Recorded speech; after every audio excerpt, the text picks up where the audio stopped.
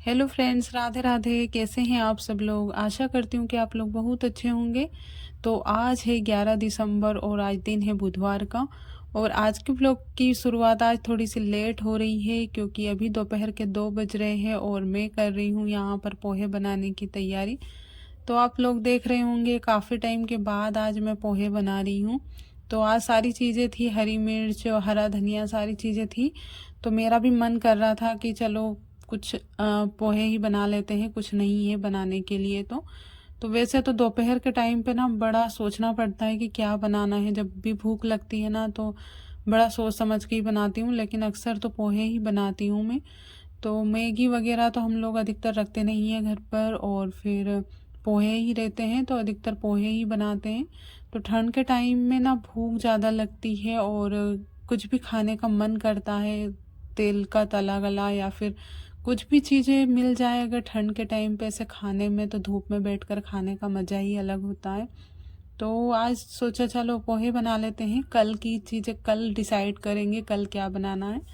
तो यहाँ पर कड़ी पत्ते भी थे जिसको हम लोग मीठा नीम भी बोलते हैं। तो कड़ी पत्ते डाल दिए थे, प्याज डाल दिए थे, एक दो कटी हरी मिर्च भी डाली थी इसमें, और सारी चीज़ें डाल दी थी। और मैं पोहे ना बहुत सिंपल तरीके से बनाती हूँ। तो यहाँ पे सारी चीज़ें होती है ना तो बड़ा अच्छा लगता है मुझे बनाने में, और मैं वीडियो भी बनाती हूँ उसका। जब भी मैं पोहे बनाती हूँ और सारी चीज़ें होती है तो वीडियो ज़रूर बनाती हूँ। तो कभी कभी ना नहीं मिलती है तो फिर मैं ऐसे ही बना लेती हूँ। तो मेरा मन इतना करता नहीं है कि वीडियो बनाऊँ मैं, लेकिन आज ना सारी चीज़ें थी तो मन कर रहा था कि चलो वीडियो भी बना लेती हूँ। तो थोड़ा सा जीरा भी डाल दिया था मैंने इसमें, सरसों के दाने भी डाल सकते हैं लेकिन अभी ख़त्म हो गए थे सरसों, मतलब राई जिसको बोलते हैं हम। तो मैंने इसमें जीरा ही डाल दिया था, सौंफ वगैरह बहुत सारी चीज़ें हम अपने पसंद के ऊपर कुछ भी डाल सकते हैं इसमें। तो इसमें हल्दी डाल दी है और फिर इसमें पिसा हुआ धनिया डाल दिया है। और अभी लाल मिर्च डाल दूंगी। तो इसमें ना मैंने हरी मिर्च डाली है तो लाल मिर्च मैं कम ही डालूंगी। और अभी आजकल मैं थोड़ा तीखा, मतलब हम लोग कम ही कर दिया है थोड़ा सा मिर्च मसाला। फिर डाल दिया था थोड़ा सा नमक इसमें स्वाद अनुसार, और सारी चीज़ें अच्छे से प्रॉपर तरीके से मिक्स कर दी थी। और फिर भीगे हुए इसमें पोहे डाल दिए थे जिसका पानी मैंने निकाल दिया था, और थोड़ी देर के लिए रख दिया था रेस्ट करने के लिए ताकि पोहे अच्छे से खिले खिले से बने। तो सारे पोहे इसमें डाल दूंगी, अच्छे से मिक्स करूंगी, उसके बाद थोड़ी सी इसमें शक्कर भी डालूंगी। तो ना बिल्कुल अलग तरीके से ही बनाती हूँ मैं पोहे, मतलब सभी का अपना अपना होता है बनाने का तरीका, कोई कैसे बनाता है कोई कैसे बनाता है। तो ना पोहे की जो खुशबू थी बहुत ही अच्छी आ रही थी, क्योंकि ना जब भी अच्छी खुशबू आती है तो मन कर ही जाता है खाने का। भूख ना भी हो, जब मैं बना रही थी तो मेरा मन नहीं कर रहा था कि मैं खाऊंगी पोहे, लेकिन बनाते बनाते मन हो ही जाता है। वैसे तो हम हमारे घर पे कोई सी भी चीज़ बनाते हैं तो थोड़ी सी ज़्यादा ही बनाते हैं, क्योंकि अगर बच जाएगी तो उसकी जगह है, लेकिन कम हो पड़ जाती है। वैसे हमारे यहाँ पे कोई सी भी चीज़ फेंकते नहीं, सब्जी वगैरह भी बच जाती है तो हम अगर शाम को बनाते हैं तो सुबह खा लेते हैं, और सुबह की सब्ज़ी हम शाम को भी खा लेते हैं। ऐसा नहीं है कि हमारे यहाँ पे हम सब्जी वगैरह, रोटी भी एकदम लिमिट की बनाते हैं। फिर मैंने पोहे में मूंगफली के दाने डाल दिए थे जिससे ना पोहे बहुत ही अच्छे लग रहे थे देखने में, और इसका टेस्ट भी बहुत ही अच्छा आता है जब हम इसमें मूंगफली के दाने भी डाल देते हैं। अनार के दाने भी डाल सकते हैं इसमें। तो ना मैं जब स्कूल में पढ़ाने के लिए जाती थी तो वहाँ पे ना बच्चे लेकर आते थे पोहे, तो उसमें आलू वगैरह भी रहते थे, सारी चीज़ें रहती थी। तो ना बच्चे जब भी टिफ़िन खोलते ना तो इतनी अच्छी खुशबू आती थी पोहे की। तो स्कूल में बहुत मन करता था पोहे खाने का। तो घर पे ना कभी कभी मैं ट्राई करती थी लेकिन वो वाला टेस्ट नहीं आता था जो बच्चे स्कूल में लेकर आते थे। तो बहुत सारे बच्चे ना मतलब जैसे ज़्यादा लेकर आते थे तो थोड़ा बहुत दे भी देते थे, हम लोग वहाँ पे रहते थे तो बिल्कुल वैसे ही पोहे बने हैं आज। खुशबू बिल्कुल वैसी ही आ रही थी इसमें।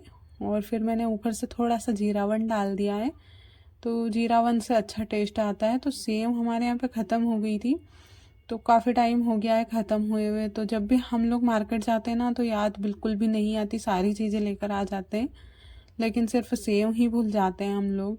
तो जब भी पोहे बनाते हैं तो याद आती है कि सेव अगली बार जाएंगे तो लेकर आएंगे।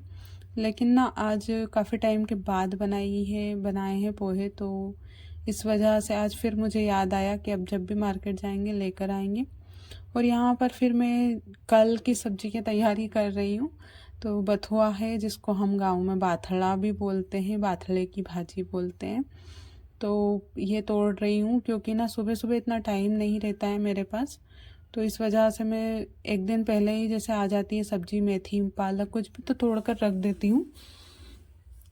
तो अभी यहाँ पर धूप भी अच्छी थी, तो सोचा अभी शाम के खाने का वक्त भी नहीं हुआ है, तो पोहे वगैरह खाने के बाद बर्तन वगैरह साफ़ किए।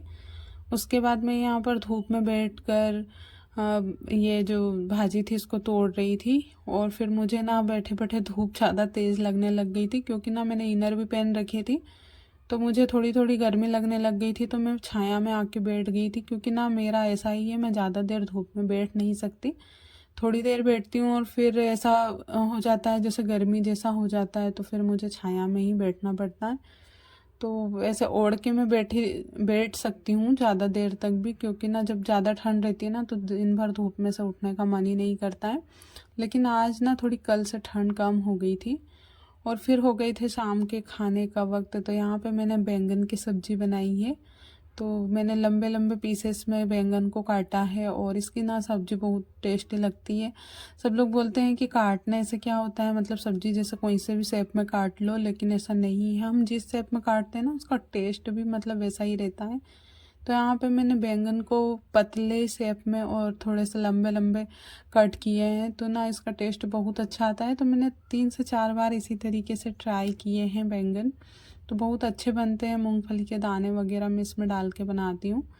फिर यहाँ पे हमारे यहाँ पे मसाले इतनी जल्दी ख़त्म हो जाते हैं मसालदानी में, तो यहाँ पे मैं धनिया कूट रही हूँ, क्योंकि हम लोग ना साबुत धनिया कूट के हमेशा ऐसे ही भरते हैं। तो काफ़ी टाइम हो गया मार्केट से धनिया पाउडर लेकर नहीं आते हैं, हम लोग घर पे ही धनिया कूट कर डालते हैं, तो सब्ज़ी और भी अच्छा टेस्ट देती है।